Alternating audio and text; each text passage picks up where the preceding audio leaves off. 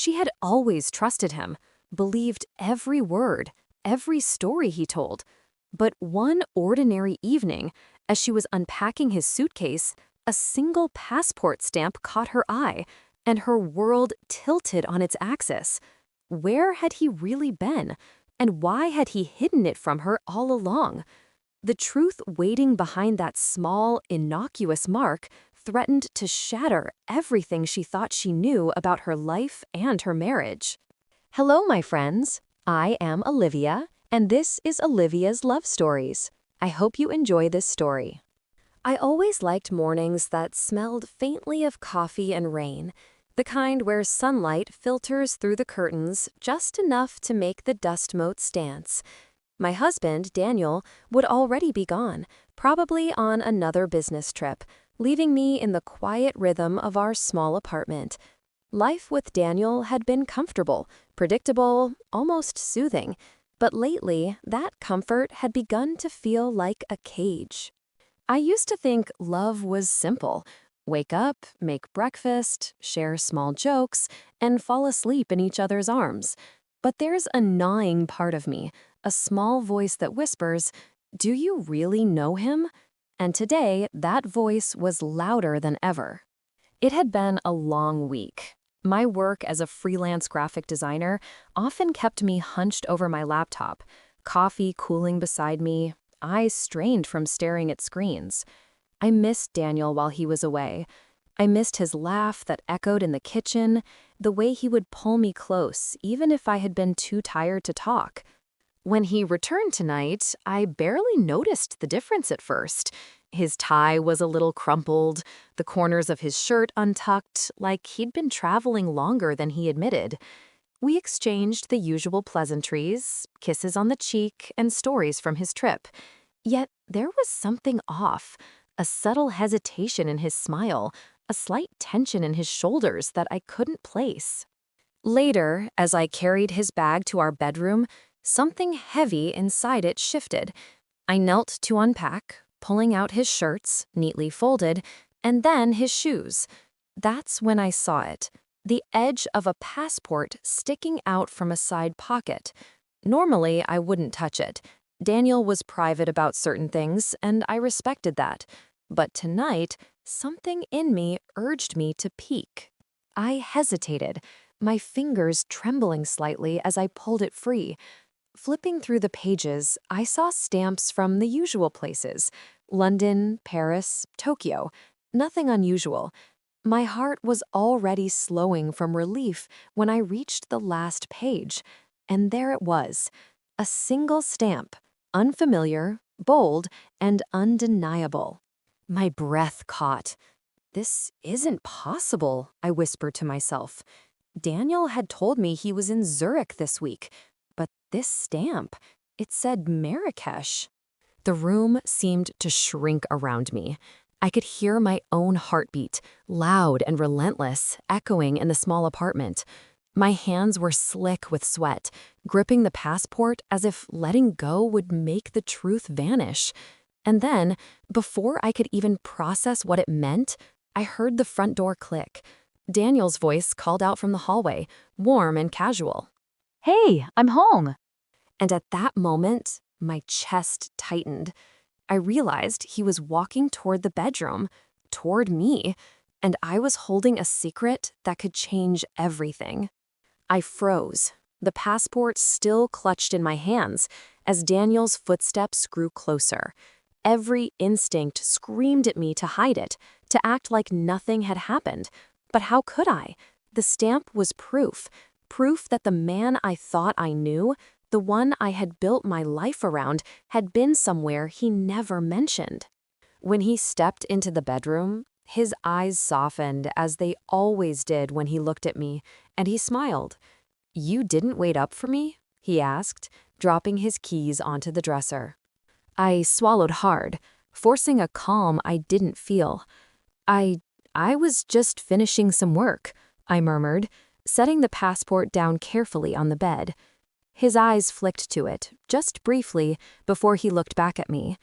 That small hesitation, almost imperceptible, made my stomach twist. I wanted to ask him directly, "Where were you, Daniel? Why didn't you tell me?" But my voice caught in my throat. Instead, I watched him as he unpacked his bag. His movements, casual, practiced. My mind raced. Was it business or something else? Something personal, secretive, maybe even dangerous? Finally, I couldn't hold it anymore. "Daniel, there's a stamp in your passport from Marrakesh," I said, my voice trembling despite my efforts to keep it steady. He froze mid-motion, the suitcase half open, and a shadow passed across his face. For a moment, he didn't speak, and my heart sank. That silence, the weight of it, was worse than any lie I could imagine. "It's not what you think," he said finally, his voice low, almost guarded. My chest tightened as he stepped closer, his hands brushing mine accidentally, or maybe not. I wanted to believe him, I really did, but the seed of doubt had been planted, and it was growing faster than I could stop it. "I don't understand," I whispered. "You said you were in Zurich all week. I trusted you. I waited for you. And now, Marrakesh?" My words shook, laden with fear and confusion. He hesitated, running a hand through his hair, the tension in his body palpable. "I had to. I didn't want you to worry," he said finally. "It's complicated." "Complicated?" I repeated, my voice rising. "Daniel, I need the truth, right now." The apartment felt smaller, closing in on me as my pulse raced. The sunlight filtering through the curtains seemed dimmer, almost suffocating. My mind reeled with every possibility. Business gone wrong, secret meetings, lies about another life I didn't know existed. He sighed, a deep, weary sound that made my chest ache. "I wasn't just on a business trip," he admitted, his eyes avoiding mine. "I had to go for personal reasons, something I couldn't tell anyone, not even you. I thought it was safer this way." I took a step back, my hands trembling. "Safer? Daniel, for who? Because it doesn't feel safe for me. It feels like betrayal." His shoulders slumped, and for a moment he looked smaller, human in a way I hadn't noticed before. But then he reached out, almost instinctively, and the suitcase slid slightly. That's when I noticed something I hadn't before, a small envelope tucked under his shirts, partially hidden. My curiosity overpowered my fear. Before I could stop myself, I reached for it. The envelope was thick, sealed with an emblem I didn't recognize, and the moment I touched it, my hands went cold. Because inside, tucked neatly, was a series of documents, photographs, and a boarding pass, all pointing to something I couldn't yet comprehend. And that's when I realized, whatever Daniel had been hiding, Marrakesh wasn't just a detour. It was the key to a secret that would change everything I thought I knew about him, and about us. I held the envelope in my hands, my fingers trembling, as if the papers inside could burn me.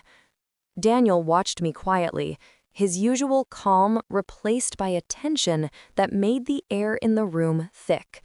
I could feel my heart pounding in my ears, each beat a warning that something fundamental was about to shift. "Olivia, please," he began, his voice gentle but urgent. "Before you open that, I need you to understand, everything I did was to protect you. I didn't want you to be involved in this mess." I looked up at him, the warmth in his eyes colliding with the fear I felt. "Protect me? Daniel, I don't even know what's real anymore. You lied to me. You hid this from me. And now?" I swallowed hard, choking back tears.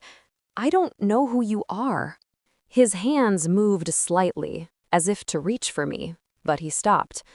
"I'm still me, the same man you married. but there's a part of my life you weren't supposed to see yet." I tore open the envelope despite his words. Inside were photographs of Daniel in Marrakesh, but not with tourists or at some casual cafe. He was meeting people I didn't recognize, exchanging documents, shaking hands, in ways that felt formal, serious, important. And then there were letters in a language I couldn't read at first glance, with a seal I now recognized from the emblem on the envelope. My hands shook as I flipped through the papers. What is all of this?" I whispered.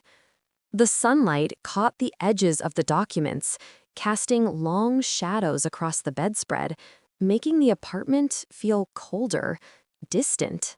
Daniel sat down heavily on the edge of the bed. It's work," he said slowly, almost as if tasting the words before he spoke them.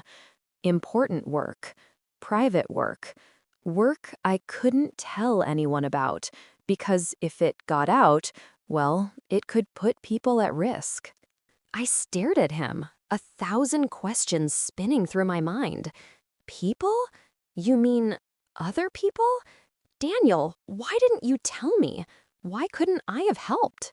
He shook his head, his fingers running through his hair, frustration and guilt etched into every line of his face. "You couldn't. You have no idea what's at stake. I made a choice to protect you from all of it. I thought, maybe wrongly, that keeping you in the dark was the safest way." I sank onto the bed beside him, the envelope between us like a fragile bridge between our two worlds. "You've been living a life I didn't know existed, and I feel like a stranger in my own marriage," I admitted, my voice barely above a whisper. His hand finally reached out, brushing mine, and for the first time that evening, his touch felt like it belonged. "I'm still the same man who loves you, Olivia," he said softly. "I just can't tell you everything yet, not until it's safe." The room was quiet then, the weight of unsaid words pressing down on both of us. And yet, even in that silence, I felt a flicker of something dangerous and thrilling. The pull of secrets, the lure of truths that could either destroy us or bind us closer than ever. I looked at the passport again, then back at him. "So, Marrakesh wasn't a business trip?" I asked, my voice trembling. He nodded, his eyes locking onto mine with a gravity that made my chest ache. "No, it was something I wasn't ready to explain, until now." And in that moment, I realized that whatever he was about to tell me could change not only our marriage, but everything I thought I knew about love, trust, and the man I married. Daniel took a deep breath, his hands still resting lightly on mine. "Olivia, the truth is, my work isn't just any business trip. I'm part of a humanitarian initiative, covert, high-level negotiations to help communities in conflict zones. Marrakesh was a meeting point. I had to ensure certain agreements were finalized before people's lives could be affected. That's why I couldn't tell you." I blinked, trying to process his words. Relief, shock, and a strange swell of pride collided inside me. You were saving lives?" I whispered, my voice catching. "And all this time, I thought you were just traveling for work." He nodded, a small, rueful smile tugging at his lips. "I didn't want to scare you, or put you in danger. It's a side of my life that's complicated, and I hoped, maybe foolishly, that I could keep it separate until the right time." I exhaled slowly, letting the tension drain from my body, though a residual tremor still lingered. "Daniel, I feel betrayed, yes, but I also feel amazed. You carried this alone, kept this secret, and still came back to me." My fingers intertwined with his, searching for reassurance. "I know it was wrong to lie," he said softly, his thumb brushing over mine. I should have trusted you with the truth. I wanted to protect you, but in doing so, I hurt the person I love most. Tears blurred my vision, but they weren't just tears of pain, they were tears of understanding, of connection. You could have told me, I murmured. I would have stood by you. I would have understood. He shook his head, swallowing hard. I know that now, and I will never hide something from you again, I promise. We sat in silence for a moment, the weight of the revelation settling between us, but not like a stone. It was more like a tide that reshaped the landscape of our love. I realized then that trust isn't about knowing every detail, but about believing in the heart of the person you love. I can't pretend this didn't shake me, I said, still holding the envelope. But I also see how brave you were, and I see why you did it. Maybe that's part of love too. His eyes glistened, and he leaned closer, pressing his forehead against mine. Olivia, thank you. I don't deserve your patience, but I need it. I need you. A quiet understanding settled over us, stronger than any argument, any secret. Marrakesh, the envelope, the hidden trips, they had all threatened to pull us apart. Yet, in facing the truth, in revealing the depths of his hidden life, we discovered something more enduring, a love capable of surviving the unknown. I smiled through my tears, feeling the tremor of fear fade into warmth. We'll figure this out, together, I whispered. And in that embrace, I realized that the man I had married, the man who had kept secrets to protect me, was still the man I loved. Sometimes the hardest truths reveal the strongest bonds, and for the first time in days, the room felt like home again.